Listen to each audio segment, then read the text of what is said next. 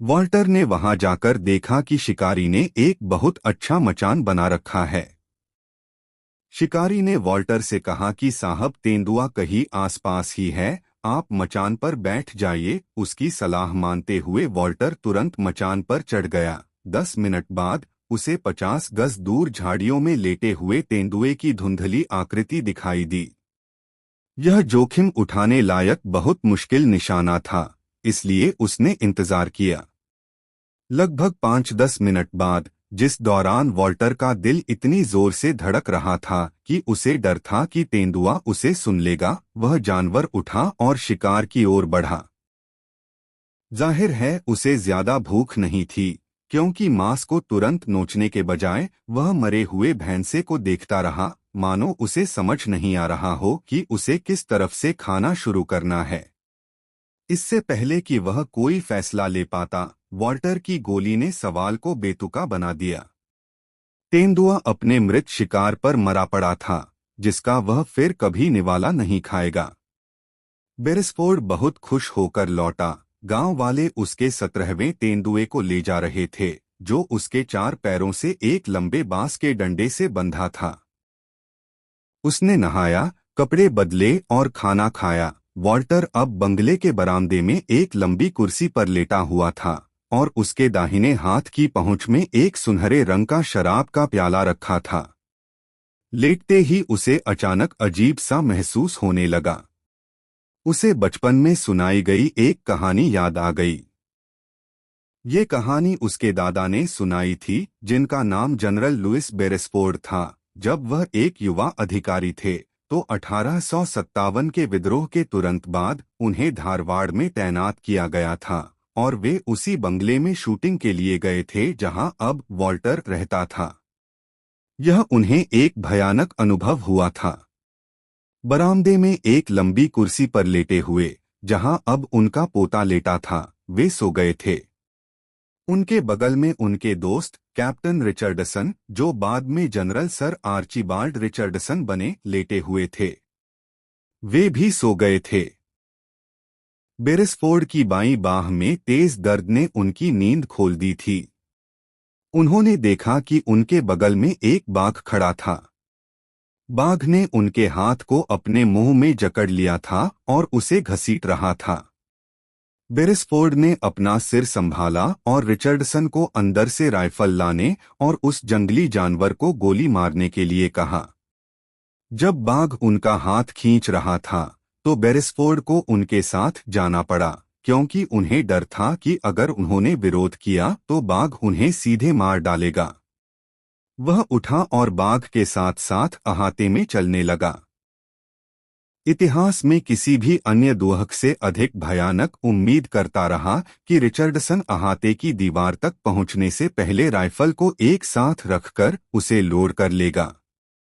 Richardson द्वारा सफेद पंख दिखाए जाने का विचार उसके दिमाग में कभी नहीं आया, लेकिन बेरेस्फोर्ड जानता था कि अहाते की दीवार तक पहुंचते ही बाघ दीवार फांदने के लिए उसके शरीर को अपने मुंह में ले लेगा।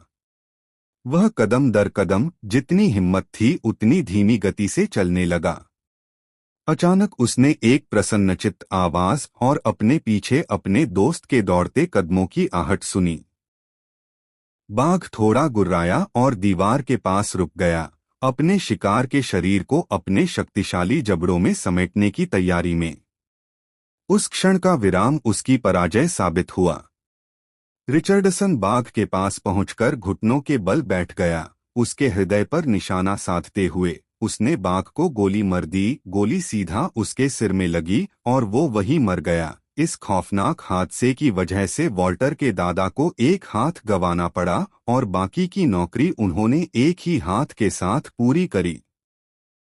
रिचर्डसन ने अपने दोस्त की जान बचाई थी, लेकिन बेरेस्फोर्ड का बायां हाथ काटना पड़ा था, और सैंडी को वह खाली आस्तीन साफ याद थी जो उसके दादा अपनी छाती पर पिन लगाकर पहनते थे। वॉल्टर ने घबराहट से चारों ओर देखा और अपने बेडरूम में भागकर दरवाजा बंद करने का बहुत मन किया। फिर उसने खुद को संभाला, अपने डर पर मुस्कुराया और आधे स्वर में कहा, आधुनिक बाघ में अंग्रेजों के प्रति इतना सम्मान है कि वह इस तरह का क्रूर व्यवहार नहीं कर सकता। अपनी बात को पुष्ट करने के लिए उसने अपने बगल में रखी व्हिस्की और सोडा पी लिया, अपनी कुर्सी पर फिर से बैठ गया और कुछ मिनट बाद गहरी नींद में सो गया। उसने एक भयानक सपना देखा। उसने सपना देखा कि वह बंगले के सामने झील में नहाने गया था। जैसे ही वह पानी में उतरा, उसका एक सिपाही दौड़कर आया और उससे विनती की कि वह पानी में न जाए, क्योंकि वह मगरों से भरा था। बेरेस्फोर्ड चेतावनी सुनकर हंसा और झील में तैरने लगा। अचानक उसके बाएं हाथ में तेज दर्द उठा और उसे एहसास हुआ कि सिपाही की चेतावनी का पालन करना जरूरी था। एक मगरमच्छ ने उसका हाथ पकड़ लिया था और उसे पानी में खींचने की कोशिश कर रहा था। सैंडी बेरेस्फोर्ड चाहे कितना भी संघर्ष कर रहा हो, वह बेबस था। उसने मदद के लिए जोर से पुकारा और ऐसा करते ही उसकी नींद खुल गई। उसके चेहरे से पसीना बह रहा था। उसने राहत की सांस ली और अपने रुमाल से अपना चेहरा पोंछना चाहा। उसने पाया कि वह अपना बायां हाथ नहीं हिला पा रहा था, जिससे उसे काफी दर्द हो रहा था। हैरान होकर उसने देखा कि एक बाघ उसकी कुर्सी के पास खड़ा था और उसने उसे जकड़ लिया था। उसने एक भयानक सपना देखा। उसने सपना देखा कि वह बंगले के सामने झील में नहाने गया था। जैसे ही वह पानी में उतरा, उसका एक सिपाही दौड़कर आया और उससे विनती की कि वह पानी में न जाए, क्योंकि वह मगरमच्छों से भरा था। बेरेस्फोर्ड चेतावनी सुनकर हंसा और झील में तैरने लगा। अचानक उसके बाएं हाथ में तेज दर्द उठा और उसे एहसास हुआ कि सिपाही की चेतावनी का पालन करना जरूरी था। एक मगरमच्छ ने उसका हाथ पकड़ लिया था और उसे पानी में खींचने की कोशिश कर रहा था। सैंडी बेरेस्फोर्ड चाहे कितना भी संघर्ष कर रहा हो, वह बेबस था। उसने मदद के लिए जोर से पुकारा और ऐसा करते ही उसकी नींद खुल गई। उसके चेहरे से पसीना बह रहा था।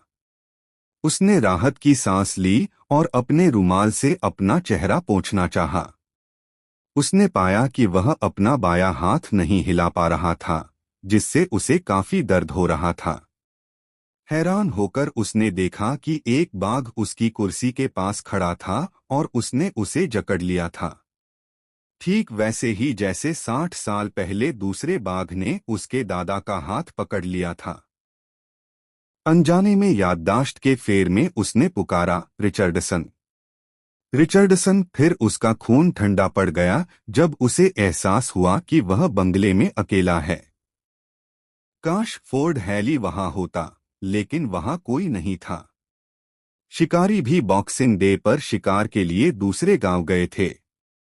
यह सच है कि नौकर अपने क्वार्टर में थे, लेकिन उनके दरवाजे अंदर से बंद थे और अगर उन्हें राइफल चलाना भी आता होता तो भी वे बाहर आने से बहुत डरते। सैंडी बेरेस्फोर्ड का मामला वाकई बेहद निराशाजनक था, फिर भी उसने जोर से पुकारा, किसी चमत्कार की उम्मीद में।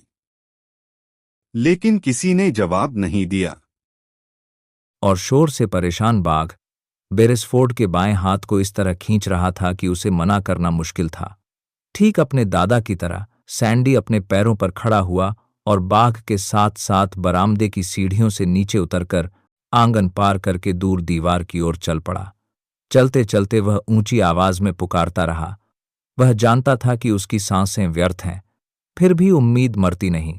आखिरकार जब वह आंगन की दीवार के पास पहुंचा तो उसे एहसास हुआ कि मौत उसके सामने है। फिर भी उसने भागने की पूरी कोशिश की। उसने सचमुच अपना हाथ बाघ के जबड़े से छुड़ा लिया, लेकिन कोशिश बेकार गई। बाघ के पंजे के एक वार ने उसे बेहोश कर जमीन पर गिरा दिया। बाघ के दांत उसके दिल और फेफड़ों को चीरते हुए उसे मौत की ओर धकेल रहे थे। बाघ ने शव को कंधों पर रखा, आसानी से अहाते की दीवार फांदकर जंगल में गायब हो गया। अगली सुबह बेरेस्फोर्ड के रसोइये और बटलर ने अपने क्वार्टर के दरवाजे खोले और बाहर झांका। पिछली रात की त्रासदी से अनजान रसोइये ने अपने मालिक के लिए चाय बनाई और बटलर उसे बंगले के अंदर ले गया। बटलर बेरेसफोर्ड को अपने शयन कक्ष में न पाकर हैरान था, और यह देखकर और भी हैरान था कि उसके मालिक के बिस्तर पर कोई सोया नहीं था। उसने रसोइये और सिपाहियों को बुलाया। उन्होंने हर जगह ढूंढा, लेकिन व्यर्थ। फिर बटलर ने बरामदे के फर्श पर खून की बूंदें देखीं जो अहाते में जाती थीं। वे उनका पीछा करते रहे, जब तक कि उन्हें थोड़ी नरम जमीन नहीं मिल गई जहां उन्हें एक अंग्रेज के पैरों के निशान और एक बाघ के पग साफ दिखाई दे रहे थे। तब उन्होंने अनुमान लगाया कि बेरेसफोर्ड उसी नरभक्षी का शिकार हो गया है जिसे वह मारने आया था। उसी दिन फोर्ड हैली लगभग 11 बजे बंगले पर पहुंचा तो उसने अपने दोस्त के घरेलू कर्मचारियों को बेहद उलझन और भ्रम की स्थिति में पाया। जिस शिकारी को बेरेसफोर्ड ने अपने दादा के साथ हुई घटना बताई थी, वह जोर जोर से कह रहा था कि बाघ कोई साधारण जानवर नहीं, बल्कि रिचर्डसन द्वारा मारे गए जानवर का ही एक राक्षसी अवतार है, इसलिए उसका शिकार करना बेकार था। इंसान बस इतना ही कर सकता था कि जितनी जल्दी हो सके उस शापित जगह से भाग जाए। फोर्ड हैली ने इस बेतुके सिद्धांत को दरकिनार कर दिया और बंगले में कुछ व्यवस्था बहाल की। उसने बेरेसफोर्ड के शरीर की तलाश का इंतजाम किया और बंगले से 1 मील दूर उसके आधे खाए हुए अवशेष पाए। इन्हें उसने एक अस्थायी ताबूत में रखा और अंतिम संस्कार के लिए ले गया।